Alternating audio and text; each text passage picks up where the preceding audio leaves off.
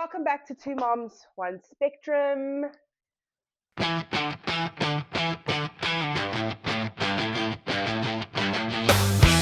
It's been a while, friend. It has. It has. It's been a minute. Um, Life has been laughing. I think it's crazy to think that, we don't do this full time. This is kind of like our side thing. So life gets in the way, work, Oh. school, all those sort of things. So it's not easy to always just record as much as we want, but we're trying. And yeah, I think today we have quite an interesting topic to talk about. Quite a heavy one today. Yeah, a very emotional one, quite a deep, impactful one for a lot of parents who have autistic children. Um, but yeah, really just talking about burnout and what that looks like and yeah, how to overcome it. Though I don't think either of us have really Figured that out. figured that out. But so we are not here to give advice, we're, that's for sure. we're currently burning out We're and just, currently you know. survival 101. So I guess we're not the best people to talk about how to overcome that or do what they call self-care. I'm not quite sure what that is. I don't know what that is. But yeah, so we're just going to talk about burnout, and it can look different for all families, but what it means for us, really. Yeah, look, I find for me that like I feel burnt out often because it feels like my mind is constantly going. Like my brain never switches off ever. It's constantly thinking about like the next thing that needs to happen, medication, appointments, like preparing sort of for like the next meltdown, and like you're constantly living on fight or flight. So even if like you and I decide to go and do a girls' day, like we go for lunch, mom's afternoon off or whatever the case may be, um, I'm still thinking about what's happening at home. I'm still thinking about whether or not Mason's okay. I'm still thinking about stuff that needs to happen tonight and when my husband has plans to do stuff and how I need to work around that and how I need to cope and what I can do and how we can manage and things we can, like, it's non-stop. It's Yeah. non-stop. And then when you feel like, I know for some people out there, moms or dads, um if you're a single parent or if you are a married single parent, I know that a lot of people can feel like they're still doing stuff alone, even if they have a partner at home with them. And I think a lot of that I think that affects burnout in a lot of people as well. Because one parent feels like they're doing absolutely everything while the other one is just kind of chilling, you know, which sucks. Yeah, I do think though most women generally do have that brain that never switches off. We're always thinking a million things. And that's just unfortunately how women are wired, really. Yeah. We kind of just think about everything all the time. Mm. But yes, burnout is one of those things that's like you can never really get away from, to be honest. No. And like you say, you try and have like girls' days and you try and like do the self-care thing. But when you're out, like you say, when you are out, you're thinking about your child still, you know? And then the worst part is like, and I see this a lot on like, autism groups and things like that. Checking my mic. I This floofles was tickling me. Anyway. you can see like on a lot of those like autism groups, whether it's Facebook or WhatsApp or whatever you're joined at, or maybe you have a group of women that you meet with or families or whatever it is, or even the parents that you speak to at the school. No one really has the answer on how to fix burnout because I don't think you really can. And to be honest, having autistic children, you can never switch off. No. And like you say, you try and do that self-care, you try and go out, and therapists can also say to you, okay, how to manage it and how to do all this, and if you go to therapy to help you regulate regulate and how to give you coping skills. I love that, coping skills. But the thing is, you still have to go home into it. You still have to go home into that environment where it's you know what's waiting for you at yeah, home, yeah, and you're already stressed about yeah. it. So you can go to Yeah. therapy and you can feel like, I got this. Yes, coping mechanisms down. I'm gonna do this. Get And then home 2 minutes later, and yeah, you're like, what do I you walk into your house and you're just like, I am not coping. do? What did I just learn at therapy? It's not working. It's seriously not working. So yeah, it's like everything just kind of goes out the window. And also, again, no autistic child is the same. Yeah. You know, um, one of Daniel's teachers, she said something really interesting to me, which actually made me think, and I was like, that's so true. She said, if you've met one autistic person, you've met one autistic person because they're all Yeah. so different. Yeah. But yeah, the burnout, like, coming to things like constantly thinking about, you know, the morning routine. Okay. Now you got to have your morning routine. Don't let it go sideways. Oh, And what is it going to be like in the car? And sometimes the car drive isn't so great. And then you get stuck in you traffic. get stuck in traffic. And my kid hates getting stuck in traffic. And Mm. then there's the violent outburst. And by the time you get to work and it's like 8 o'clock, 7:30, you're done. Yeah. You're like, I could literally crawl into bed and Yeah. go to bed because it's exhausting. Yeah. And you constantly switched on, you constantly have anxiety, um always thinking about what could go wrong, and doing simple tasks like going to the shops, and this all gets put on like your burnout, and you're just exhausted, like social activities. Oh, Oh my word. like, it's Kids parties. exhausting. I'm just like, Kids parties. I don't want to do it. You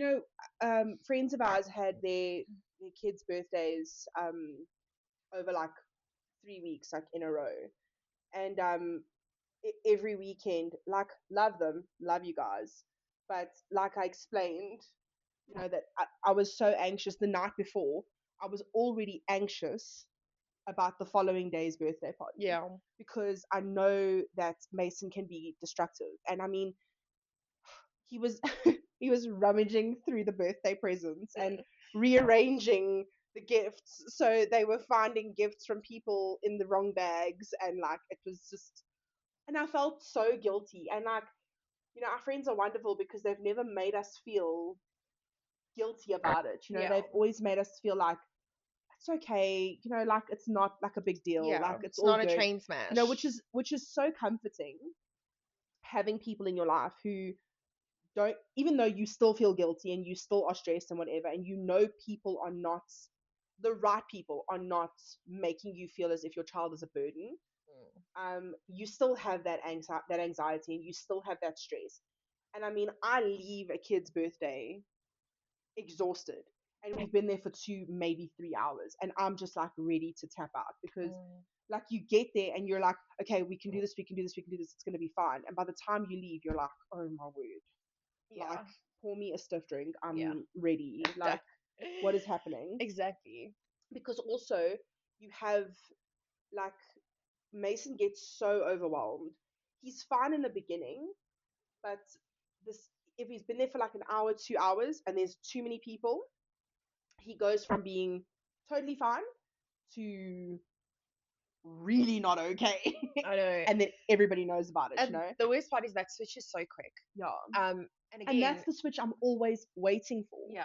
And this is So this you're is the always on thing. edge. You're You always literally, on your body's edge. like, they say like autistic parents, you know, they like PTSD, and their stress levels is like a person, Combat soldiers, combat or yeah, soldiers. I saw And that it's and things. it really feels, it sounds extreme, Yeah. but the more I think about it, the more I'm like, I it do couldn't be think more it sounds true. extreme because you're like, how am I comparing myself to someone who's been to literal war Yeah. and has been shot at and is shooting at people?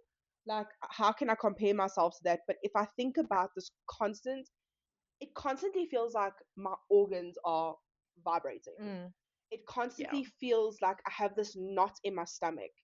And I mean, I know, like, I, I'm I'm tired all the time. Mm, It doesn't matter. Like, if we have a friend's birthday or something to go to, and my kids stay at my parents for the night, and you think, oh, I can relax, but all that means is I'm relaxing for now, but I want to go home early, and I want to catch up on sleep that I don't get because I know that I don't have to wake up at 4 a.m., Mm, you know?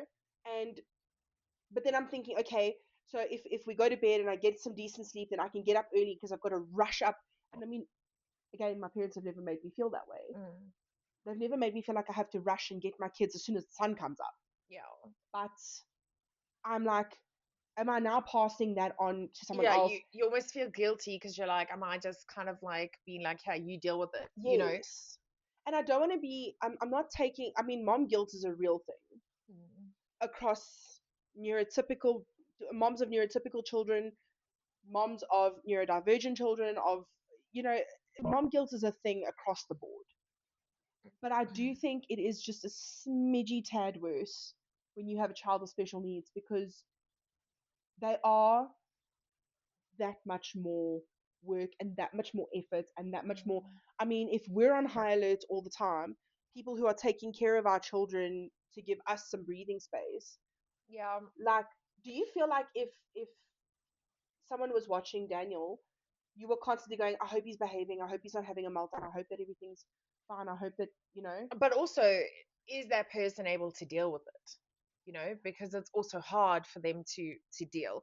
I think it's also harder when you have a child that's nonverbal, you know, cannot tell mm, you what's wrong. So mm, they're lying mm. on the floor, kicking, screaming, and you're like, I don't know.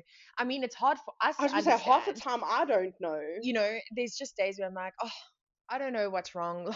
Like, can I give you every type of snack and just lie it in front of you and be like, You can do you pick want one when of you're these things? ready. You know?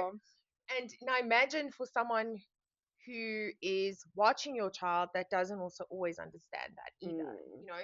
However, I do think though that, you know, it's the same when they go to school, right? I always hear things about what Daniel does at school, and I'm like, That's that not my that kid. that my kid doesn't do that, Yeah, yeah, you know, and his teacher has often said to me, but you remember they're so different at school than they are at home. And I think it's the same when they being watched by other yeah. people. They, you know, like, They behaved so well. I don't know what you're talking about. You're like, yeah, and they'll be like, oh no, he took me to the fridge, and you know, he showed me exactly what he wanted, and I was like, oh, okay. Normally when it's me, I'm just like hoping for the best that I hoping could for the figure this best. Let out. me just pick you up and point to something in the vicinity of The what you other need. day, the other day, the school told me that Mason ate apples, You said, and I was like, my son, apples. We have to grate apples and hide them in his muffins because muffins are a current hyperfixation. So we mash fruit mm, and stuff like that and hide it in the muffins so that he doesn't realize he's eating fruit. And then he goes to school and he's just like munching on some Granny Smiths, you know, mm. like living his best life. And I'm like, okay. Then at home, you're like, I'm gonna buy some apples. He's gonna eat apples when he gets home, and you're Yeah, trying to feed him apples, and it's just this. No, no, no. no. Yeah, well, that's the thing, Anyways, and that also, it's all these things that lead to the burnout. You know, that yeah, it's the constant worry, and it's hard. It's really it hard, is and hard. Like shame. Look at that poor mom who passed away from exhaustion. yeah, extreme Ex- physical yeah. And so she had a 6-year-old non-verbal verbal. Yeah. son, and she was the sole caregiver, and she literally died from exhaustion. And it's so sad. But you know what? Hey, and also that family, where were they? In Australia, Yeah. with the murder suicide, Yeah. which is the saddest. You know what? Like, there's been a lot of talk about that online when that story came out, and obviously a lot of like mixed feelings. Mm. Um, but it's so sad that people have thought that that is the only option. Yeah. And That to be that honest, there is such little help, and that they are so tired and they are so burnt out and they cannot mm, function anymore. That is their only option. That is the yeah. only way they see And I mean, out. for them, it was a lot more intense. Mm, You know, they had profoundly autistic children. yeah, it was their two boys. Hey, Yeah, yeah. who were teenagers. Um, and obviously that's like a whole nother level of exhaustion. I can't even imagine. Mm. But you can't judge until you're in it. You I know, agree. I um, agree. there were a lot of people that were like, you know, obviously bad, like negativity, saying, how could parents do that? And but you don't understand it until you've lived it. Yeah, yeah. So Look. I mean, I feel murder suicide's not the no, answer, it's extreme. but I think there it was maybe the system that let them down Yeah, because and I think a lot of people feel that way. They really just they've got no help and they've got. I mean, we know how difficult it is to get our kids into schools, into aftercares, into any kind of place that could just allow you to work an 8-hour day to earn some money. yeah, You know, like so you've now got to stress about, and then when they're at school, you've got to stress that they're safe and they're okay. And and that they're then being they get to treated an well. age, yeah, they get to an age where the system goes, you know what, you're a bit old now, Mm. not our problem anymore, thanks. Yeah, so I know, like from the story that I read, they had both sons had kind of like a full-time carer. Mm. So obviously the carer would go home in the evenings, but from what I understood, Because it was the they would. carer that came there the next Yes, day. so the carer would Yes. like kind of come to the house and obviously help the parents out because obviously it's a lot to deal with, Mm. and they're teenage boys, which I'm sure is not easy either. Um, and usually, like with profound autism, there can be a lot of violence as Yeah. well because they can be quite violent towards parents. Um, And themselves. yeah, and themselves. So I know that they lost funding to their one son Mm. or for their one son. So they had one carer who also then they also lost, she wasn't able to go there all the time. So I think it was Yeah. like 2 days a week or something like to that effect. Yeah. But the parents were obviously just severely struggling, And I honestly. mean, think about it. Like caregivers worth their money, Oh, like worth every cent. 100%. However, Angels. if you have the money to pay for your caregivers, Yeah. and at right now with everything going on, people don't have the money, so people are struggling. And I mean, I can't imagine how exhausted people must be. Like, I mean, I know how tired I am. I know how tired you are. And then you watch, you look at people on the, like you said, on the support groups, and I just when I hear stories about how like how some of these people's kids are so self-harming and like it makes me really sad because I get into a slump where I feel really sorry for myself. Which is normal. Yeah, and I'm like, no, like no one understands how bad this is for me. Yeah. Like no one will ever get And the how weirdest thing is, difficult. like, even though I have an autistic kid and so do you, sometimes I feel the same way. Sorry to interrupt you, but I'll Mm-mm. also be like, you don't understand my struggle. Yeah, And like you say, it's you feel alone, but that person, they have different struggles, yeah. but they do feel it. And the thing is like if you and Danny come visit, like if Mason's having a bad day, or I mean Mason is particularly very busy, and I'm like you can see how tired I am, and you can see that every time I have to get up and chase him down for something, I'm like, like Yeah. I just don't have 5 minutes to sit down, and all I want Yeah. is 5 minutes, Yeah. and I can see if Danny's having a bad day, like how hard it is for you, but that's all we see. Like Mm. we don't live together. Yeah. So, I don't actually fully understand your struggle and you don't fully understand mine. Yeah. Because we can talk to each other, but it doesn't mean Again, you have to live it to know what exactly. it's like. Exactly. And we have very different kids as well. So Yeah. my struggles are very different to your struggles. And I do think like also if you speak to people who have neurotypical children, okay, look, they like shame, they really don't understand. Yeah. As much as they try, Yeah. and they'll sit and listen, 100%. they still don't like fully get it. And I just lost my train of thought. Were you going to say that they're also stressed? No, But no. I do feel that that obviously they are stressed because kids, like you and I have said since the beginning, kids are hard work 100%. no matter what. And I will never take away from a neurotypical mom's experience 100%. because, well, I have an autistic kid, so you don't understand how tired I am. Like, I'm not going to say that you're not tired just because you have Mm. neurotypical children, because that's not a thing, let's be honest. Kids are hard work, right? 100%. And I just think that I think people just need to be given more grace, you know? because we're exhausted. We're getting up, we're getting our kids ready for school. Then we're going to go and work a full work day. Then come home. You've got And to that comes feed with its own with its struggles. own stress and its own issues. And then you've got to come home and feed your kids, bath your kids, get your kids to bed. And hopefully they go to bed relatively easy so that you can Hmm. still cook dinner and eat dinner, try spend time with your spouse, put effort into your relationship somehow, and then, clean up the kitchen. And, like by the end of the day, like I'm so over it that I actually don't even want to talk. Mm. No, I Like get that. by the time the kids go to bed, and I mean, Nobody touch me. Nobody don't talk to touch me. me. And you know what the worst part is that they come home from school. You've got like 3 or 4 hours with them Mm. before they go to bed. And for me, not even because I fetch my kids quite late. Mm. But I'm so out touched Mm. and overstimulated from the screaming and the crying and the performing that I'm like, I just want quiet. Shh, nobody say it. Don't talk to me, I know. you know?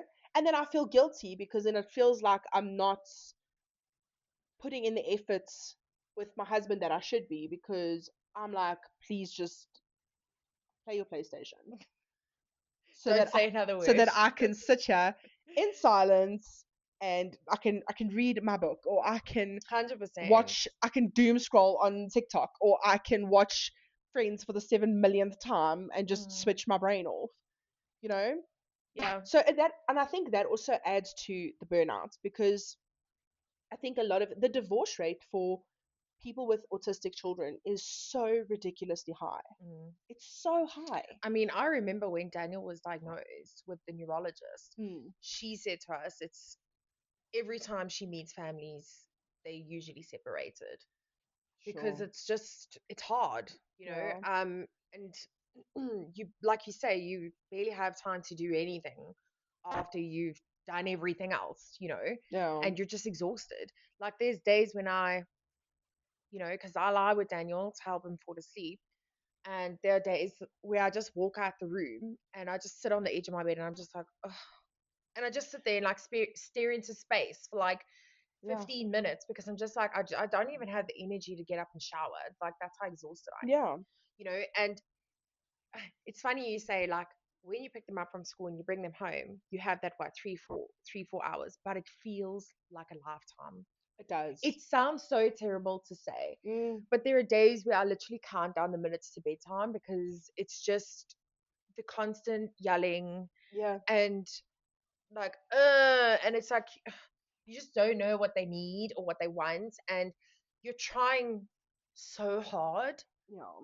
but it's like, and some days you win, some days you offer them the first snack and they're like, that's exactly what I wanted. Yeah. And then there are days that it's like nothing you give them pleases them, and Yeah. it's so hard and it's difficult and it's exhausting.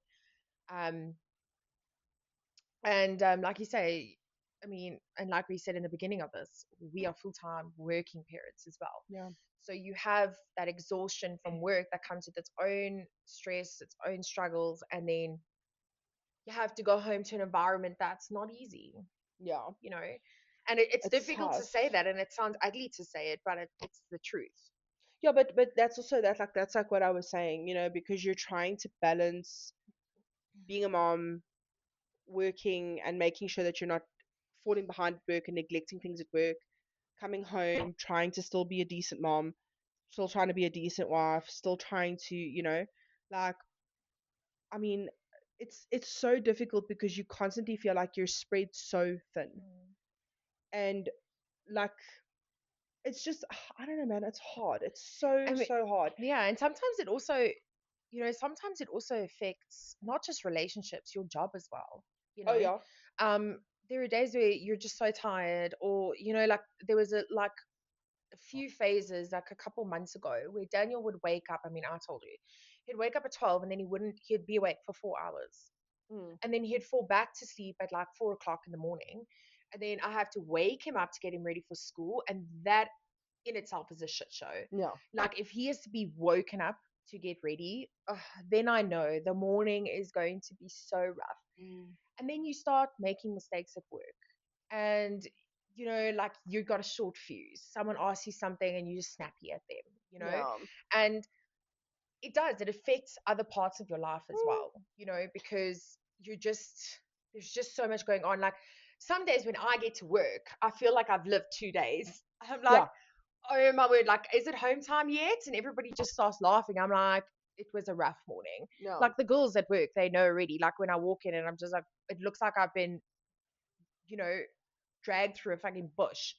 And then they Backwards. backwards, and then they just look at me and they're like, rough morning? Rough one? Yeah, yeah, Yeah, yeah, yeah, yeah, definitely. Or if I walk in there and I'm like, coffee, and then they're just like, okay, it's one of those mornings. But yeah, it's hard. It's not Yeah, an easy it is. thing. I actually had a conversation with one of our reps at work, Mm. and he was saying to me that, Shaman, it was such a nice conversation because he was like, I take my hat off to you. Like, a lot of people say, I don't know how you do it, and you just be like, dude, what other choice do I have? I have to do Sometimes my response is, neither do I. Yeah, even me. I don't know. I don't know how to do it either. I mean, it's coming from such a good place, but you're like, dude, I have no other fucking option. Like, Yeah. this is what it is.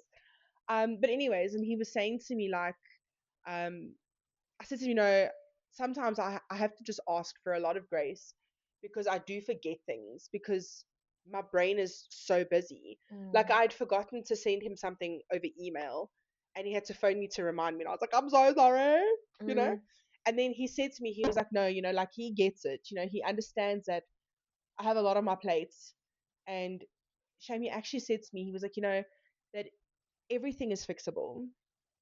He was like, if you forget something, it doesn't matter. Mm. You do it. If something's fallen through the cracks, it doesn't matter. Everything, nothing. Like, I mean, I'm not a brain surgeon. You Mm. know, he was like, nothing about You're not gonna kill someone exactly. on an He off was day like, at work. exactly. He was like, nothing about your job is life or death. Mm. So if something's fallen through the cracks, it doesn't matter. Yeah. He's like, you just pick up and you carry on and you Mm. then you get it done. He's like, so it's not fair to sit and judge because he's like, I also don't. He's like, I can't expect you to always be switched on when like life is so hectic. Yeah. He's like, and I know that like work is work and life is life, But you but also don't get many people that think that way. no, no, Because you can work for people that are not very understanding. no. Um, it's not easy. In that sense, I'm really lucky. With my whole work environment is very like family orientated, Mm. so everyone is very very understanding. We've all got kids. Everyone's got their own shit. So everyone's very understanding. Everyone's very like helpful. Like you, the girls at my office can also see when I walk in there and I'm like, so did Mason sleep well last night? And I'm just like, yeah. You just Can wanna you like flip see? flip a And I'm table. just like, Oh. someone just give me something, put coffee in an IV drip and just straight to the vein. But yeah, like, I don't know, the whole concept of burnout is such a heartbreaking one for me Mm. because I think, I don't know, I'm tired. I don't want to think about it. I'm I'm so tired. I'm I'm over so it. I'm so tired. Like, Yeah. it's hard. It's a hard. Please don't cry because you made me cry. And earlier I nearly cried and I was like, I'm not going to cry because we're Yeah. trying to be professionals. Yeah, okay? It's hard because sometimes it feels like there's no way out of We should have brought tissues today. it. It feels like there's no way out, Mm. and it feels like it's never gonna To end. be honest, the way I explain it to people is it feels like I'm drowning. Yeah, that's exactly it. It feels like I'm at the bottom of a pool and I'm trying to get up to the Mm. surface, and I just, no matter how much I trade that water, I can't come up for air. Yeah, It's really hard. it is. It's not easy. Guys, I tried really hard not to cry. I've been trying to make jokes so I don't cry, but it didn't work. It's okay to cry. Maybe not as much as we do, but it's okay to cry. we No, had I we get had it. a meeting with Mason's speech therapist at the school, and shame she made these like little packs for each of the Mm-hmm. parents. It had Or like a did it little have tissues key in ring, it? a little key ring, a coffee sachet, and a pack of tissues. And I I was think her like, "Is pack the was trying to tell coffee?" you something. I was like, "Is the coffee because we're always exhausted, and the tissues because we cry a lot?" And then I started to laugh, and she was like, I don't think she knew what to say. I was She probably went home and was like, I have to rethink my packs.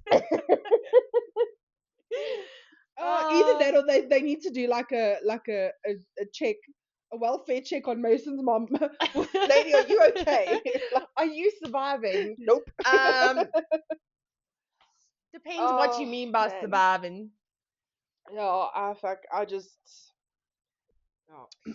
So yeah, I mean there are like and that's why sometimes even when I get invited to things like after work and ugh, I don't wanna. I don't wanna. And like, hey, let's do something on Saturday. And it sounds great in theory. And Mm. then I've had the hardest week of my life. And then I'm like, ugh, now I gotta go and socialize. And that's probably because I'm a little autistic myself. So, my social battery is not and It trains real quick and let's be honest, in my profession, I literally speak to people all all day. day. So by the time the weekend comes around, I'm just like, oh. And like it's not that I don't enjoy it. Mm. I do enjoy it because it does help me switch my brain off to kind of be like, let me be in this moment with my Yeah, friends and have yeah. a good time or whatever. And I must be honest, like we have really funny friends. We're all pretty funny. So it does help. But sometimes it just feels exhausting Yeah. to kind of be like, okay, let me just try and be a normal human being. Yeah. Like sometimes even getting dressed just feels like The biggest the mission. biggest mission in itself. Yeah. I also feel like I am not who I was. Obviously, I'm not the same person I I was know, before I had Mason. definitely You not. know, and like even if we are having a get together like at our house and the kids go to bed and I'm like, okay guys, can we turn the music softer now, please? Can we just like chill out now, please? Because I'm so scared that because if Mason wakes up, it's over. Mm, And then I end up looking like this massive party pooper, and I feel like one because I'm like, mm. no one can actually. Then I'm like, okay, guys, party's over. At like Please 7 o'clock. leave. Where I'd love to sit up and just kind of let my hair down and relax or Mm, whatever. And I think people can notice when I know that, say, my kids are staying at my parents, I am visibly more relaxed. yeah. Even though my brain's going a mile a minute, I am visibly more relaxed. I mean, how often do you check in with your parents when your kid is still with them? Oh, like 50 times. How's he gone to bed? How was bath Yeah. time? Did How he was dinner? eat? Did he eat? Did he take Yeah, his meds okay? How was bath time? Did he thrush? Did he yeah. like throw himself And the around? Was he parents are like, alright? it's fine, relax. And you're like, but I can't. I I physically need. cannot I relax. physically cannot relax until I know that everything is okay. Yeah, I physically cannot relax until I know that he has not given you guys this ridiculously hard yeah. time. Like, and shame my parents are used to that by now, but I also think that, like, I think we put a lot of um judgment on ourselves as well. We have a Mm, lot of guilt where, like you say, when we count down the minutes to bedtime, yeah. Oh. and And then then I they feel go, so guilty about it yeah, when they go to they go bed. to bed, and I'm like, the sweet little angel. Look at him sleeping here. Like I didn't want to be like, can you just stop it? Like 2 minutes ago. And then I feel so guilty for every single time that I yelled at him Mm, or got frustrated with him or thought to myself, oh my word, I'm going to pack my shit. I'm going to leave. yeah, You know, like you feel so guilty. yeah. I, And it's I human. And you know what? You're also only human. 100%, and all parents do it, whether you have a neurotypical or neurodivergent kid. Like, it Yeah. doesn't I was talking about everybody else matter. giving us a bit of grace, but I also feel like We need to do the same to we need to give ourselves. ourselves grace as well. 100%. And you know what? Since we don't know how to do self care, you know, me So, time, I don't know what that is. can't help you there. I don't know what me time is. But maybe giving ourselves a bit of grace can be a form of self care for Mm, us. It's not feeling it's so guilty for every yeah, little thing. yeah. Even like if Daniel doesn't want to eat, because okay, so like Daniel, obviously we know is like the biggest picky eater Yeah. ever. Yeah. And it's really, really, really hard. Like Yeah. some days I just cry because I'm just like, why won't you eat? And then, Mm.